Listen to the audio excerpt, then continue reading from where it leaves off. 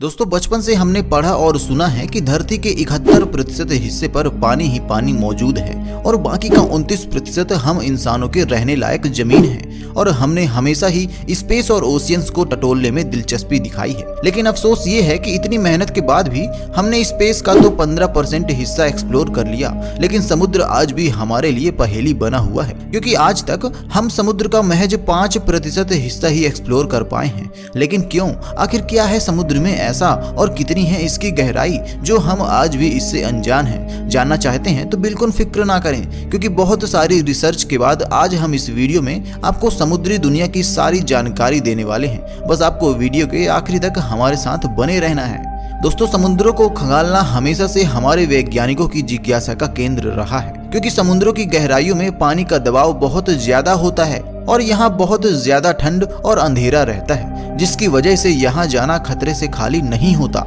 तो सबसे पहले यह जानें कि आखिर समुद्र बने कैसे। तो आपको बता दें कि समुद्रों का निर्माण पृथ्वी की सतह पर से ही हुआ है। सबसे पहले पृथ्वी एक आग का गोला थी, और जब हमारी पृथ्वी कई अलग अलग रिएक्शन की वजह से गर्म होने लगी तो हमारी पृथ्वी के चारों तरफ गैस के बादल बन गए। जब ये बादल बहुत भारी मात्रा में गैस से भर गए तो पृथ्वी से रिएक्शन करके इनमें से पानी बहने लगा और लगातार बारिश हुई।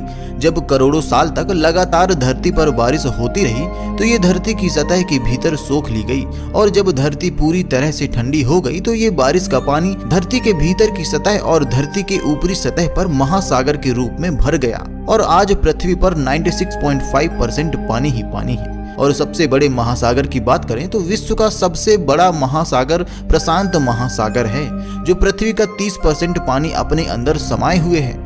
ऐसे तो सभी जानते हैं कि समुद्र का पानी खारा होता है, लेकिन क्या आपके मन में सवाल नहीं आया कि आखिर क्यों होता है ये खारा? तो चलिए जवाब हम दे देते हैं। दरअसल समुद्र के पानी के खारा होने का कारण हमारी धरती की मिट्टी में नमक का होना है, जो बारिश के साथ बहता हुआ समुद्र में चला जाता है, जिसकी वजह से हमारे समुद्र खारे होते रहते हैं। और ये प्रक्रिया आज की नहीं है, ये प्रोसेस करोड़ों सालों से बिना रुके चल रही है। तो अब समुद्र की गहराई का पता भी लगा लेते हैं। दोस्तों, आमतौर पर समुद्र में तैराकी का शौक रखने वाले लोग केवल 40 मीटर की गहराई तक ही जा पाते हैं। वहीं इससे ज्यादा गहराई में आप बिना ऑक्सीजन मास्क के नहीं जा सकते हैं, और अगर आपने कोशिश भी की तो पानी के दबाव से आपके फेफड़े ब्लास्ट हो सकते हैं। ऐसे में सूक्ष्म जीव वैज्ञानिक मार्क लीवर ने दुनिया के सबसे रहस्यमयी सागर प्रशांत महासागर के मराइना ट्रेंच के भीतर चैलेंजर डीप में दूसरी दुनिया खोजने का दावा किया है। आपको बता दें कि चैलेंजर डीप धरती का सबसे गहरा पॉइंट है जहां तक हम इंसान पहुंच पाए हैं,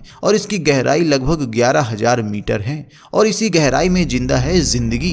दोस्तों, शुरू से शुरुआत करें तो अगर आप पनडुब्बी या फिर किसी खास इक्विपमेंट की मदद से समुद्र के भीतर 400 मीटर की गहराई में चले जाते हैं तो ये वो दुनिया है जहां आप बुर्ज खलीफा और हिमालय जैसे विशालकाय पर्वत और बिल्डिंग को डुबो सकते हैं। यहाँ आपको मिलेगी ब्लू व्हेल जैसे खतरनाक समुद्री जीव, और अगर आपका मन इससे ज्यादा गहराई में जाने का हुआ तो 500 मीटर की गहराई में आपको मिलेंगे बेहद ही खतरनाक समुद्री जीव और बांस के पेड़। लेकिन ये गहराई समुद्री व्हेल के लिए जानलेवा भी है, क्योंकि यहाँ पर पानी का प्रेशर इतना ज्यादा है कि इससे ज्यादा गहराई में जाने पर ब्लू व्हेल के फेफड़ों का वही हाल होगा जो किसी एयर बैलून में ज्यादा हवा भरने से होता है। इसके बाद थोड़ी और गहराई जैसे 700 मीटर के दायरे में मौजूद है दुनिया के शक्तिशाली देशों की पनडुब्बियां, जो समुद्र में रहकर वहां की रक्षा कर रही हैं। और अगर आप इन पनडुब्बियों के हाथ लग गए तो आप एक झटके में ही उड़ा दिए जाएंगे। और अगर आप समुद्र के और अंदर की गहराई जैसे कि 1000 मीटर की गहराई में जाते हैं तो आप ओशियंस के स्केरी जोन में इंटर कर जाते हैं। यहाँ सूरज की रोशनी भूल कर भी नहीं पहुंच पाती, तो समुद्र की गहराई में आपको अंधेरा ही अंधेरा मिलेगा। यहाँ ऑक्सीजन का नामो निशान तक नहीं है। इसके अलावा समुद्र के सबसे खतरनाक जीव जंतुओं का अड्डा भी यही है। इसके बाद थोड़ा और गहराई में जाने पर 1200 मीटर में आपको समुद्री कछुए मिलेंगे, और इससे भी गहराई में जाने पर आपका सामना डैमडो ऑक्टोपस जैसे खतरनाक जीव जंतुओं से हो सकता है। वहीं 9800 मीटर की गहराई में आपको मिलेगी कॉम्ब जेली फिश, जो समुद्र में लाइट की तरह चमकती है। इसके अलावा कभी ना सोने वाली मछलियां, ब्लैक फी डेविल, फ्रिल्ड शार्क जैसे जीव भी देखने को मिलेंगे। इसके अलावा समुद्र की तलहटी में नदियां भी बहती हैं। ये बात आपको जरूर हैरान कर सकती है, लेकिन कुछ वक्त पहले मैक्सिको के समुद्र के 115 फीट नीचे सिनोते एंजेलिना नाम की नदी बहती हुई मिली। वहीं ब्लैक सी के 100 मीटर की तलहटी में दुनिया की सबसे लंबी नदी मौजूद है।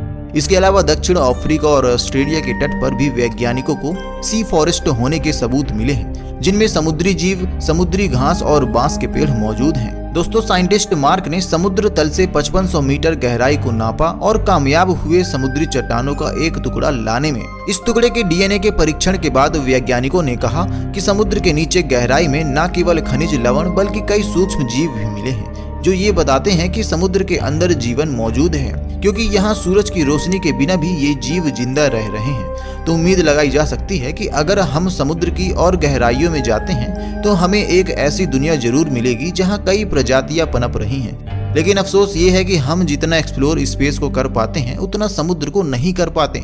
आपको बता दें कि समुद्र की और ज्यादा गहराई में ऐसी कई प्रजातियां हो सकती हैं जिन्हें खोज पाना लगभग नामुमकिन ही है, क्योंकि अब तक हम समुद्र के केवल 10 से 15% हिस्से को ही ढूंढ पाए हैं। आमतौर पर समुद्र की गहराई को नापने के लिए ध्वनि तरंगों का इस्तेमाल किया जाता है, जिसमें पानी के ऊपर मशीन को रखकर अल्ट्रासोनिक वाइब्स पानी के अंदर भेजी जाती हैं और समुद्र की गहराई नापी जाती है। खोजकर्ताओं ने समुद्र की गहराई के कई अनुमान भी निकाले हैं। ये लोग मानते हैं कि समुद्र के भीतर एक नई दुनिया बसती है, लेकिन ये कितना सच है कितना झूठ किसी को नहीं पता।